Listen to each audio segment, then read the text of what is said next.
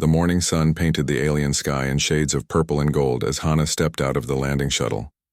Her boots touched the red soil of Kethmore for the first time, and she felt a thrill of excitement run through her body. After 3 years of planning and 6 months of space travel, they had finally arrived. "Air quality looks good," called out Daehyun from behind her, checking his scanner. The communications specialist was always careful about details. "Oxygen levels are actually higher than Earth normal." Minhee, their xenobiologist, was already kneeling beside a strange blue plant, taking samples with careful hands. The plant.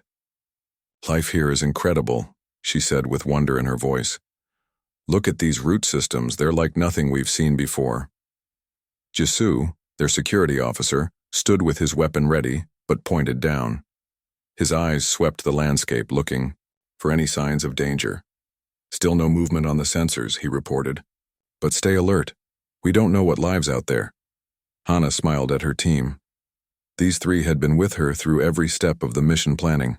They trusted her, and she trusted them completely. Together, they would make first contact with the Kethmori and hopefully establish peaceful relations between their species and humanity. The landscape around them was beautiful, but strange. Red mountains rose in the distance, covered with forests of silver trees that caught the morning light like metal. Strange bird-like creatures flew overhead, making musical sounds that echoed across the valleys. Everything felt peaceful and welcoming. There, Hana pointed toward a cluster of stone buildings about 2 miles away. That should be their main settlement. The orbital scans showed it clearly. The team gathered their equipment and began walking. Hana carried her engineering tools and scanning devices. She hoped to learn about Kethmori technology and maybe share some human knowledge in return. Building trust through cooperation was always the best way to start new relationships. As they walked, Minhee pointed out more unusual plants and small animals. Everything seemed harmless and curious rather than dangerous. Some small creatures even followed them at a distance, making soft chirping sounds. "Look at that," Daehyun said suddenly, pointing ahead. A group of Kethmori had appeared on a hill overlooking their path. The aliens were tall and thin, with pale blue skin and large dark eyes. They wore robes made of a fabric that seemed to shift colors in the light.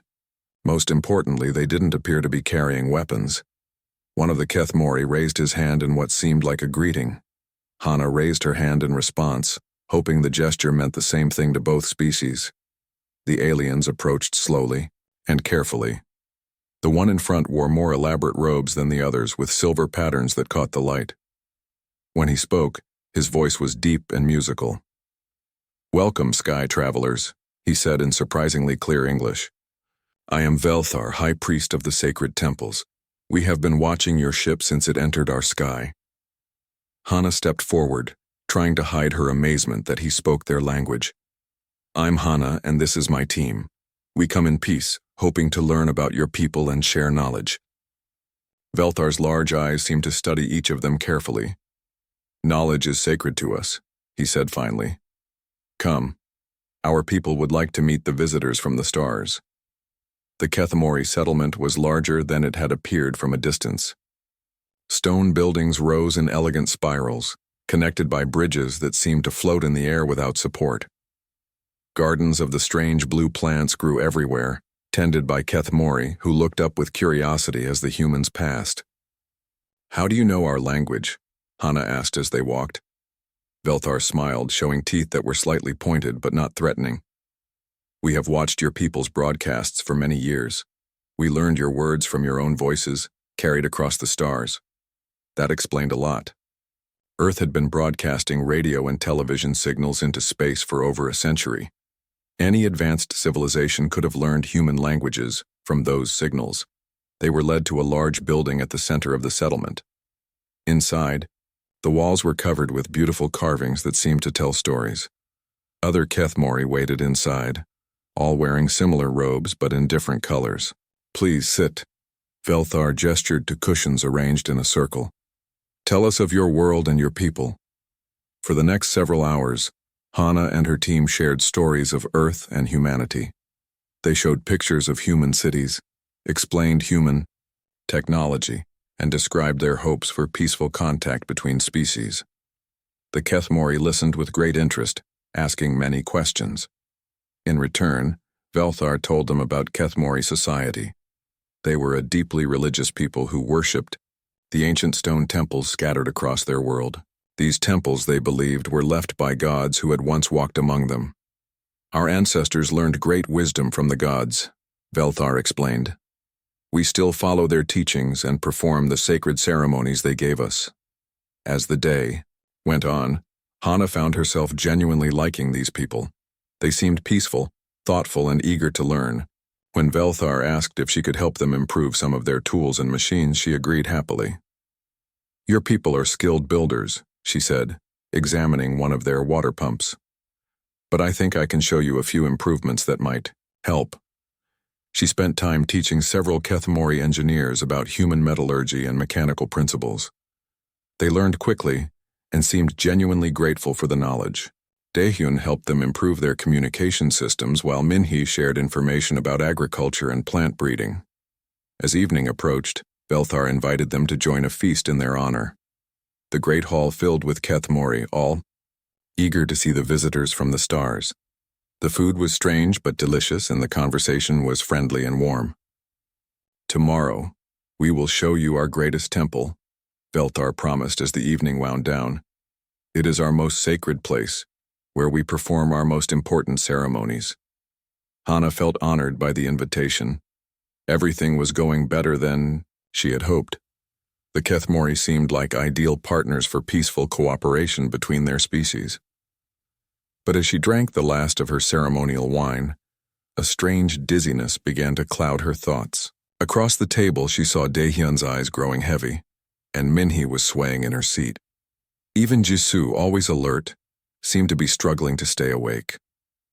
The last thing Hana saw before darkness took her was Velthar's face, no longer kind and welcoming. His smile had become something cold and hungry, and his dark eyes gleamed with an ancient cruelty that made her blood run cold. She tried to speak, to warn her friends, but her voice wouldn't work. The world spun around her, and then everything went black as she fell into drugged sleep, unaware that the real nightmare was just beginning. Hana woke to the sound of screaming. Her head pounded like someone was hitting it with a hammer. The world spun around her as she tried to focus her eyes. She was lying on cold stone, and her hands were tied behind her back with rough rope that cut into her wrists. The screaming came again. This time she recognized the voice. It was Daehyun. "No, please. We came in peace," he was shouting. His voice echoed off stone walls filled with terror and pain. Hana forced herself to sit up, fighting against the dizziness that made her stomach turn. She was in a large chamber carved from dark stone. Strange symbols covered the walls, and burning torches cast dancing shadows everywhere. The air smelled of old blood and death. In the center of the chamber stood a massive stone table, stained dark with what could only be blood from countless victims. Velthar stood beside it, no longer wearing his friendly mask. His face showed pure evil as he held a curved knife that gleamed in the firelight. On the table lay Daehyun, struggling against the ropes that held him down. Around the chamber, dozens of Kethmori watched with hungry eyes, chanting in their alien language. "The gods have sent us gifts from the sky," Velthar called out, his voice echoing through the chamber. "Tonight we feast on star-touched flesh and gain their cosmic wisdom." Hana tried to scream, tried to move, but her body still felt heavy from whatever drug they had given her. She could only watch in horror as Velthar raised the knife high above Daehyun's chest. The blade came down. Daehyun's scream cut through her heart like ice. Then there was silence. "Bring the next one," Velthar commanded. 2 Kethmori guards dragged Minhee forward. The xenobiologist was barely conscious, her head hanging as they lifted her onto the blood-stained table. She looked so small and helpless lying there. Hana found her voice at last. "Stop!" she screamed with all her strength. "Please, stop this madness." Velthar turned to look at her, his dark eyes gleaming with cruel amusement. "Do not worry, Star Child. Your turn will come soon. But first, we must prepare the feast properly, the ai." Knife rose and fell again. Minhee made no sound at all. Jisoo was next. The security officer had more strength left in him and fought hard against his captors, but there were too many of them, and the drugs had made him weak. His struggles only seemed to excite the watching Kethmori more. "You monsters," Jisoo snarled at Velthar as they forced him onto the table. "When our people find out what you've done, they'll make you pay." Velthar laughed, a sound like breaking glass. "Your people will never know. We have learned much from your minds and your machines. Soon we will visit your world, but not as friends." The third blade stroke ended Jisoo's defiance forever. Now, it was Hana's turn. The guards lifted her roughly and carried her toward the altar of death. Her legs wouldn't support her, and her head still spun from the drugs, but her mind was clear enough to understand that she was about to die in the same horrible way as her friends. "The last and greatest gift," Velthar announced to his followers. "The leader of the Star Travelers. Her knowledge will make us gods among gods." They dropped her beside the altar. Velthar grabbed her arm and started to lift her onto the bloody stone. But as he touched her, Hana felt something she hadn't expected. A tiny spark of electricity passed between them. The contact was brief, but it was enough. Some of Veltar's thoughts flowed into her mind for just a moment. She saw flashes of his memories, his plans, his cruel dreams of conquest. And she saw something else. Something that gave her the first hope she had felt since waking in this nightmare. Velthar jerked his hand back, looking confused. "Strange," he muttered. "The Star Child's mind burns bright." But he shook off his confusion and grabbed her again. This time, he lifted her quickly onto the altar before any more mental contact could occur. The stone was wet and sticky beneath. She could smell the blood of her murdered friends. Above her, Velthar raised the ceremonial knife, preparing to end her life as he had ended theirs. "Wait," called out another Kethmori priest from the crowd. "Should we not save some of her blood for the sacred chasm? The old ways demand an offering to the depths." Velthar paused, the knife frozen in the air above Hana's heart. "You speak wisdom, Morgath. The gods of the depths must not be forgotten." He lowered the knife and cut a deep gash across Hana's arm instead. Blood flowed freely from the wound, and he caught it in a stone bowl. The pain helped clear more of the drug fog from her mind. "Take her to the chasm," Velthar ordered. "Let the deep gods taste her life before we claim her flesh." The guards dragged her from the altar and through twisting passages carved deep into the rock. Behind them, she could hear the Kethmori beginning their feast. The sounds made her sick. With horror and rage, they emerged onto a narrow ledge that overlooked a massive pit. The sacred chasm dropped down into darkness so deep that no light could reach the bottom. Ancient bones littered the ledge, the remains of countless victims thrown into the depths over the centuries. "The deep gods hunger," one of the guards said as they lifted her toward the edge. "Wait," Hana gasped, trying to buy herself a few more seconds of life. "Don't you want to know about human technology? About our weapons and ships?" The guards hesitated, looking at each other uncertainly. "Velthar will question you later," one of them said finally. "If you survive the fall." They threw her over the edge. Hana fell through complete darkness, the wind rushing past her face. She expected to hit the bottom and die instantly, but instead she crashed onto a narrow stone ledge about 50 feet down. The impact knocked the breath from her lungs and sent sharp pain through her left leg. She lay there, gasping, unable to believe she was still alive. Above her, she could see the tiny circle of light that marked the chasm's opening. It looked impossibly far away. Her leg throbbed with every heartbeat. When she tried to move it, waves of agony shot through her body. Broken, definitely broken.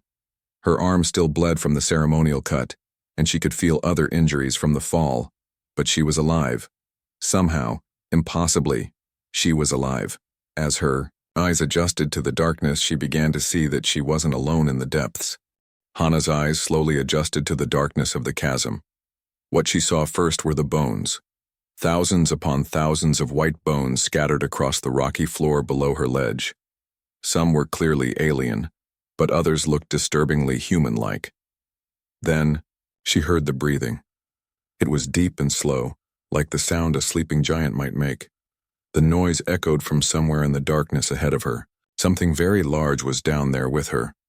Hana tried to move quietly, but her broken leg sent sharp pain through her body with every tiny movement.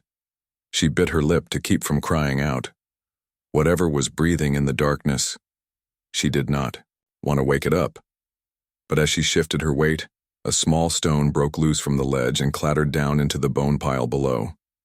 The sound echoed loudly in the deep space. The breathing stopped. Silence filled the chasm for a long moment. Then Hana heard movement. Something huge was stirring in the darkness, getting to its feet with sounds like boulders shifting against each other. Heavy footsteps approached her ledge. Each step made the ground shake slightly. Hana pressed herself against the rock wall, wishing she could disappear completely. A massive head emerged from the shadows below. It was like nothing Hana had ever seen or imagined. The creature looked somewhat like the ancient mammoths from Earth's past, but much larger and more alien. Its body was covered in thick fur that seemed to shimmer with its own light. Two enormous tusks curved from its mouth, but these tusks were not made of normal ivory. They were crystalline, glowing with a soft blue light that cast strange shadows on the chasm walls. Most amazing of all were its eyes. They were huge and intelligent, filled with an ancient wisdom that made Hana feel very small and young. When those eyes looked at her, she felt something touch her mind. Not words exactly, but feelings, thoughts that were not her own. Curiosity, surprise, and beneath it all a deep sadness that seemed to go back thousands of years. The creature's mental voice spoke inside her head, gentle but powerful. Why do the surface dwellers throw another into our realm of sorrow? Hana was too shocked to respond at first. The creature could speak directly into her mind. More than that, it was clearly intelligent, maybe more intelligent than humans or Kethmori. She began, then realized she was speaking out loud. She tried to think her response instead. They tried to kill me. My friends are dead. The massive, head tilted to one side, studying her with those ancient eyes. Your pain calls to ours, small star child. We know the cruelty of those who claim the light above. More shapes moved in the darkness. Other creatures like the first one, but smaller. A whole herd of them lived down here in the depths. Hana counted at least 20, maybe more. We are the Morthdon, the first creature continued, its mental voice filling her head. I am Golmara, eldest of our kind. Long have we dwelt in shadow while the Kethmori claimed our world above. Golmara moved closer to Hana's ledge. Up close, the creature was even more magnificent. Its crystalline tusks were covered with intricate patterns that seemed to shift and flow like living art. The fur was not just one color but many, creating swirling patterns that hurt to look at directly. You are hurt, Golmara observed. Your body bleeds and your bone is broken. Hana nodded, wincing as the movement sent pain through her injured leg. I don't think I can climb out of here. Even if I could, they would just kill me. The Kethmori. Fear us, Golmara said, and Hana could feel the creature's anger like heat from a fire. Long ago we ruled this world. We built the great temples they now claim as their own. We were the ones who reached for the stars and dreamed of meeting other sky children like yourself. The mental connection between them grew stronger. Hana began to see flashes of memory that were not her own. She saw the Morthdan in their glory days, building magnificent cities with their crystalline technology. She saw them as explorers and scientists, reaching out to touch the minds of distant worlds. And she saw the war. The Kethmori had been nothing more than primitive scavengers when they first encountered the Morthdan, but they were cruel and ambitious. They learned to make weapons while the Morthdan trusted in peace. They struck without warning, killing the gentle giants and stealing their knowledge. They drove us into the deep places, Golmara continued, her mental voice heavy with old grief. They took our temples and made them into houses of blood sacrifice.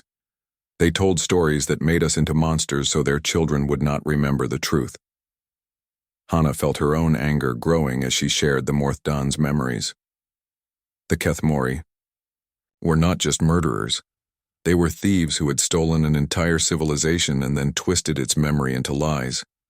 But you survived, Hana said. You're still here. Yes. We have waited and grown strong in the darkness. Each generation has been larger and more powerful than the last. We have learned patience, but we have not forgotten justice.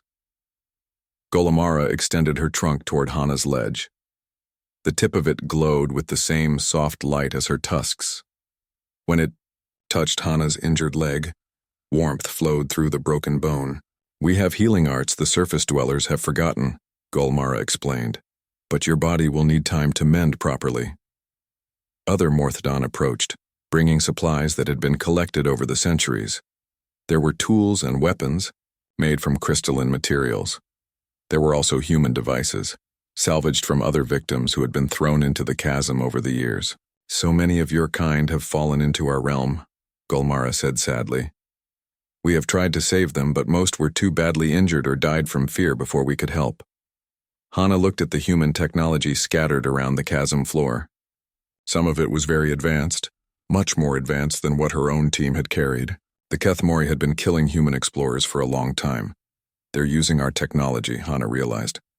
That's how they learned our language. That's how they knew we were coming. Yes, they steal the knowledge of those they murder. They have built weapons and ships with your people's science. Even now they prepare to bring death to other worlds. The horror of it hit Hana like a physical blow. The Kethmori were not just killers. They were an expanding plague that would spread across the galaxy, murdering and stealing from every species they encountered. We have to stop them, she said. Golimara's eyes brightened with something that might have been hope. For countless years we have waited for a sign that the time for justice had come. Perhaps you are that sign, Starchild. My name is Hana, she said. And yes, I want to help you stop them, but I'm just one person with a broken leg. What can I do against an entire civilization? You underestimate yourself, Hana of the stars. You carry knowledge they have not yet stolen. You understand both their technology and ours. Most important of all, you have something we have lost in our long exile. What's that? Hope, Golimara said simply. Hope that the future can be different from the past. Over the following days, as Hana's injuries slowly healed under Golimara's care, she learned more about the Morthdon and their hidden civilization. They had not just been hiding in the chasm, they had been building and preparing. Deep tunnels connected every major cave system on the planet. The Morthdon could move anywhere without being seen by the surface dwellers. They had workshops where they created tools and weapons from their crystalline technology. Most importantly, they had been studying their enemies, learning their weaknesses. We know every temple, every city, every weak point in their defenses, Golimara explained. We have watched them for generations through hidden passages they never knew existed. Hana began to see the possibilities. With her human knowledge and the Morthdon's preparations, they might actually have a chance. Not just to survive, but to win. There's something they're planning, she said as she worked on modifying a piece of human technology with Morthdon crystal components. Velthar spoke about visiting our world. If they have ships, they do, Golimara confirmed grimly. 3 vessels built with stolen knowledge. They plan to depart after the next festival of ascending souls, when they will sacrifice more star children to fuel their conquest. The Festival of Ascending Souls. Hana remembered Velthar mentioning it, a ceremony that happened once each year, when all the Kethmori gathered at the Great Temple. When is the next festival, she asked. In 27 of your days, Golimara replied. Hana smiled for the first time since falling into the chasm. It was not a kind smile. Then that's when we strike. The next 3 weeks passed like a dream filled with impossible wonders. Hana's broken leg healed faster than should have been possible, thanks to Golimara's crystal healing treatments. The warm blue light from the Morthdon's tusks seemed to speed up her body's natural repair systems. But her leg was not the only thing that was changing. Each day she spent with the Morthdon, their mental connection grew stronger. She could now speak with all of them through thought alone. More than that, she was beginning to understand how their crystal technology worked. Your mind adapts quickly to our ways, Golimara observed, as Hana successfully powered up a crystal device using only her thoughts. This is most unusual for a surface dweller. Hana had been wondering about that herself. Why can I do this when other humans couldn't? Perhaps it is because you have touched death and survived, Golimara suggested. Or perhaps your species is more capable than the Kethmori believe. They see only your tools and weapons. They do not understand that your greatest strength is your ability to adapt and learn. Around them, the hidden city of the Morthdan buzzed with activity. The crystal workshops that had been quiet for generations now glowed with purpose as dozens of the massive creatures prepared for war. Hana had helped them design new weapons that combined human technology with Morthdan crystals. Energy lances that could channel power through their tusks, turning them into devastating weapons. Armor plating made from crystalline materials that could stop Kethmori blades and energy blasts. Communication devices that boosted their natural telepathy across vast distances.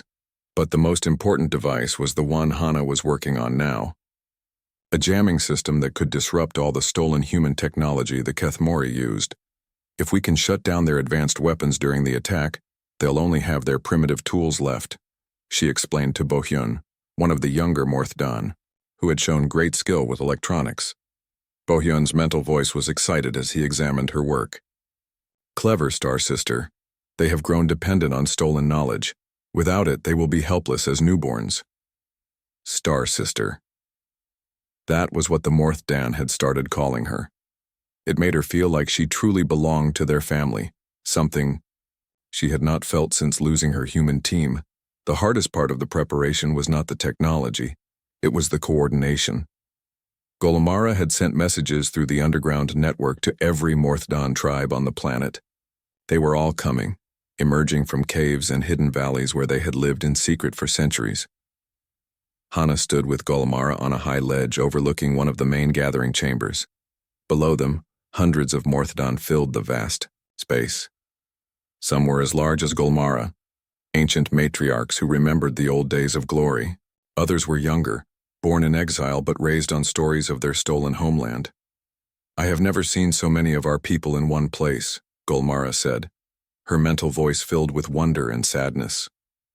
The last time was during the Great War, when we made our final stand against the Kethmori invaders. This time will be different, Hana promised. This time we're not defending.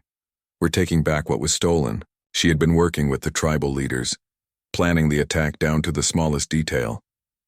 The Festival of Ascending Souls would bring every important Kethmori to the Great Temple. They would be focused on their bloody ceremonies, not watching for threats from below ground. The Morthdan knew secret passages that led directly under the temple. They could emerge from within the sacred building itself, catching their enemies completely by surprise. But timing would be critical. The sacrifice ceremony begins at dawn, Hana explained to the assembled leaders. That's when they'll be most distracted. Velthar will be performing the ritual and all eyes will be on him. She had learned the details by intercepting Kethmori communications using modified human equipment. The stolen technology worked both ways. If they could use human devices, then she could hack into their systems. What she had discovered made her blood boil with rage. The Kethmori had captured more humans from a research station they had destroyed in a nearby star system. Commander Park and Dr. Lee were being held as special prizes for the festival sacrifice. More of your people will die if we fail, Golimara observed, sensing Hana's anger through their mental link. Then we won't fail, Hana said firmly. But even as she spoke, she felt a flutter of doubt in her stomach. They had spent weeks planning and preparing, but they were still facing an entire civilization. The Kethmori had thousands of warriors, advanced weapons, and fortified positions. Could they really defeat such odds? As if sensing her thoughts, a new voice spoke in her mind. It was Kyung, one of the eldest Morthdan matriarchs. Doubt is natural before battle, young Star Sister, Kyung said kindly. But remember, we do not fight alone. Every Morthdan who has died in exile fights with us in spirit. Every human who has been murdered by these monsters adds strength to our cause. Hana nodded, feeling the weight of all those lost lives on her shoulders. Daehyun, Minhee, Jisoo, Commander Park and Dr. Lee, who she would try to save. Countless others who had died in the sacred chasm over the centuries. I won't let their deaths be meaningless, she promised. The final week of preparation passed quickly.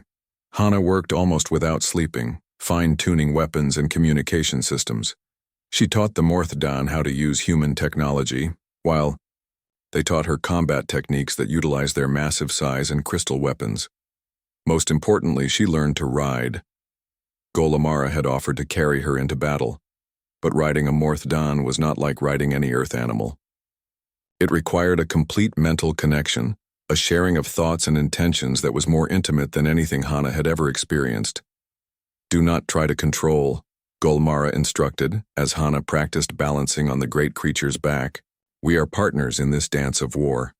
Trust me to carry you, and I will trust you to guide our strikes. It took days of practice before Hana could maintain the connection while Golamara moved at full speed. The sensation was incredible. She could feel the Morthdan's strength flowing through her own body, while her human agility and quick thinking enhanced Golamara's natural combat instincts. Together, they were more than the sum of their parts. On the night before the attack, Hana stood alone on the highest ledge in the Morthdan city. Above her, she could see the faint glow of lights from the Kethmori settlement on the surface. Tomorrow, those lights would be extinguished forever. She thought about her friends who had died in the temple above. She thought about her life on Earth, which seemed like a distant dream now. She thought about the future she was fighting to create, where humans and Morthdan could stand together as allies against the darkness. Golamara approached quietly, her massive footsteps making almost no sound despite her size. Are you ready, Star Sister? The ancient matriarch asked. Hana checked her weapons one final time. Energy lance charged and ready. Crystal armor fitted perfectly to her body. Jamming device tested and functional. Most importantly, her connection to Golamara and the other Morthdan was stronger than ever. She was no longer the same person who had stepped off the shuttle 3 months ago, that Hana had been hopeful and trusting, eager to make friends with alien species. This Hana was harder, shaped by loss and pain into something new, something dangerous. I'm ready, she said. In the distance, the first light of dawn began to creep across the alien sky. The Festival of Ascending Souls was about to begin, and with it, the Kethmori's Day of Reckoning. The Morthdan army moved through the hidden tunnels like a river of living crystal and fur. Hundreds of the massive creatures flowed through passages carved from solid rock, their tusks glowing softly in the darkness. They made almost no sound as they moved, despite their enormous size. Hana rode at the front with Golamara, feeling the anticipation and controlled rage of the entire army through their shared mental network. Today, after centuries of exile and suffering, the Morthdan would reclaim their world, and the galaxy would learn that humanity's greatest strength was not its technology or weapons. It was its ability to turn enemies into friends, and friends into family willing to die for each other. The great temple of the Kethmori blazed with torchlight as the Festival of Ascending Souls began. Thousands of alien worshippers filled the massive stone chamber, their voices rising in ancient chants that echoed off the carved walls. At the center of it all stood the blood-stained altar where so many had died. High Priest Velthar raised his arms to the crowd, his ceremonial robes glittering with stolen human technology woven into the fabric. Behind him, chained to posts around the altar, were the latest prisoners. Commander Park and Dr. Lee hung their heads in despair, knowing what fate awaited them. Behold, Velthar shouted to his followers, the gods have blessed us with more star children to feed our ascension. Today, we gain the power to conquer the heavens themselves. The crowd roared its approval. Many of them wore jewelry and clothing made from human materials taken from murdered explorers. They had grown fat and proud on stolen wealth and knowledge. Velthar picked up his ceremonial knife, the same blade that had killed Daehyun, Minhee, and Jisoo. The curved metal caught the torchlight as he moved toward Commander Park. Your sacrifice will fuel our ships as we bring glory to... The ground began to shake. At first, it was just a small tremor that made the torches flicker. The Kethmori looked around nervously, but Velthar ignored it and continued his speech. Earthquakes were common on their world. Then the shaking grew stronger. Dust fell from the ceiling. Some of the smaller Kethmori began to panic and move toward the exits. "Stay," Velthar commanded. "The gods are simply showing their excitement for the feast to come." But his words were cut short by a sound that froze the blood of every Kethmori in the temple. A deep, resonant trumpeting call that seemed to come from the very stones beneath their feet. It was a sound their ancestors had feared for generations, though most had forgotten what it meant. The massive stone wall behind the altar exploded inward. Chunks of rock flew through the air as Golmara's crystalline tusks shattered the ancient barriers like glass. The enormous Morthdan matriarch burst through the wall with unstoppable force, her fur blazing with inner light and her eyes burning with centuries of rage. On her back, armored in crystal and fury, rode Hana. The sight was magnificent and terrifying. The human woman who had been thrown into the depths to die had returned as something new. Her crystal armor gleamed like starlight, and the energy lance in her hands crackled with deadly power. She looked like a goddess of war rising from the depths of the planet itself. "Impossible," Velthar gasped, stumbling backward from the altar. "You're dead. We killed you." Hana's voice rang out across the chaos, amplified by Morthdan crystal technology so that everyone in the temple could hear her words clearly. "You killed my friends," she said, her voice cold as space between stars. "You stole from my people. You planned to spread your evil across the galaxy. But you made one mistake." More walls exploded as dozens of other Morthdan poured into the temple. Bohyun smashed through the side entrance, followed by Kyung and her warriors. The younger Morthdan came through the roof, dropping from above like falling meteors. In seconds, the temple was filled with the massive creatures and their crystal weapons. "What mistake?" Velthar demanded, though his voice shook with fear. Hana smiled, and it was not a kind expression. "You left me alive long enough to make friends." She activated the jamming device.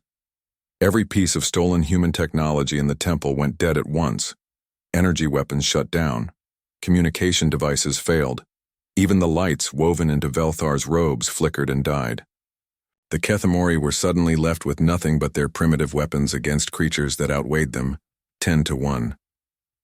The battle was swift and brutal.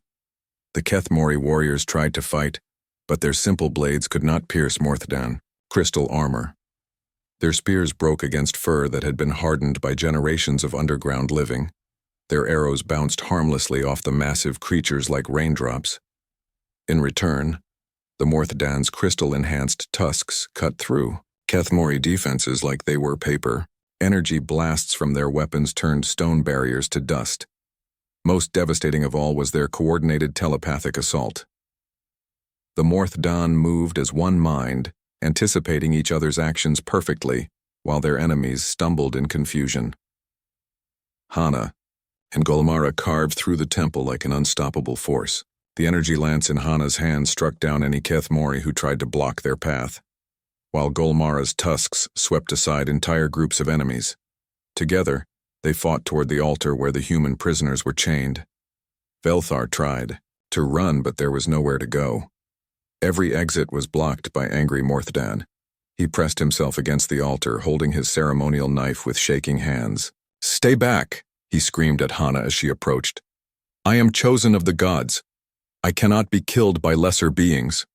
Hana slid down from Golmara's back and walked slowly toward the cowering priest. Around them, the sounds of battle were already fading as the last Kethmori resistance was crushed. "Lesser beings?" Hana asked quietly. "You're nothing but a parasite. You never created anything. You never built anything. You just stole and killed and lied to yourselves about being superior." Velthar lunged at her with his knife, but Hana was no longer the helpless victim he remembered. Months of training with the Morthdan had made her faster and stronger. She caught his wrist easily and twisted until he dropped the weapon. "This is for Daehyun," she said, and struck him across the face with her armored fist. "This is for Minhee," she continued, landing another blow that sent him to his knees. "And this is for Jisoo." she finished, her final strike putting Velthar on the ground where he belonged. The former high priest lay gasping at her feet, blood running from his nose and mouth. Around them, the temple had fallen silent. Every Kethmori was either dead or had fled in terror. Please, Velthar begged. Mercy. I can give you knowledge, wealth, anything you want. Hana looked down at him with disgust. I don't want anything from you except justice. She turned away from him and hurried to free the human prisoners. Commander Park and Dr. Lee were barely conscious but alive. As she cut their chains with her energy lance, she could hear them whispering words of gratitude and amazement. Behind her, Golmara approached the fallen priest. Velthar tried to crawl away, but the massive Morthdon blocked his path. You killed our children, Golmara said, her mental voice filling the temple with the weight of ancient grief. You stole our temples and turned them into houses of murder. You made us into monsters in the stories you told your young. It wasn't personal, Velthar gasped. It was just survival. The strong take from the weak. That's the way of the universe. No, Golmara replied sadly. That is the way of the Kethmori. The universe is much larger and more wonderful than your small, cruel minds could ever understand. The matriarch's tusk came down once, quickly and mercifully. Velthar's evil ended as it had begun, with violence, but this time, the violence served justice instead of greed. In the days that followed, the Morthdon reclaimed their world completely. The surviving Kethmori fled to distant colonies or surrendered and begged for mercy. Most were exiled to harsh worlds where they could do no more harm. A few, the ones who had opposed Velthar's cruelty, were allowed to stay and help rebuild what had been destroyed. The stolen human technology was gathered and studied. Hana helped the Morthdon understand how it worked, while also learning more about their crystal science. Together, they began developing new technologies that combined the best of both species' knowledge. Most importantly, they sent messages to Human Space Command, warning them about the Kethmori threat and requesting aid for the liberated worlds they had conquered. The response came quickly. Human ships arrived to help evacuate refugees and provide medical aid to survivors. Commander Park and Dr. Lee recovered fully from their ordeal. They stayed on Kethmor for several months, helping to establish diplomatic relations between humanity and the Morthdon. Both species, they reported, had much to learn from each other. Will you come back to Earth with us? Commander Park asked Hana as the human ships prepared to depart. Hana stood on a cliff overlooking the rebuilt Morthdon city.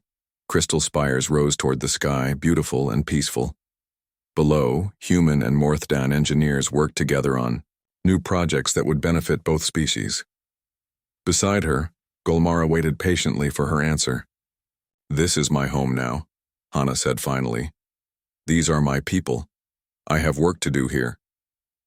The Morthdon had elected her as their first human ambassador, a position that had never existed before but was desperately needed now. She would help guide both species as they learned to work together, exploring the galaxy as allies instead of enemies. Commander Park nodded with understanding. The reports will call you a hero, you know. The woman who rode the Mammoth through their temple and saved the galaxy from the Kethmori threat. Hana smiled at that. I didn't save the galaxy alone. I had help from some very good friends. The human ships lifted off and disappeared into the purple sky. Hana felt Golmara's massive trunk rest gently on her shoulder. Ready for the next adventure, Star Sister? The ancient matriarch asked. Hana looked up at the stars, knowing that somewhere out there, other species might be facing their own struggles against darkness and cruelty.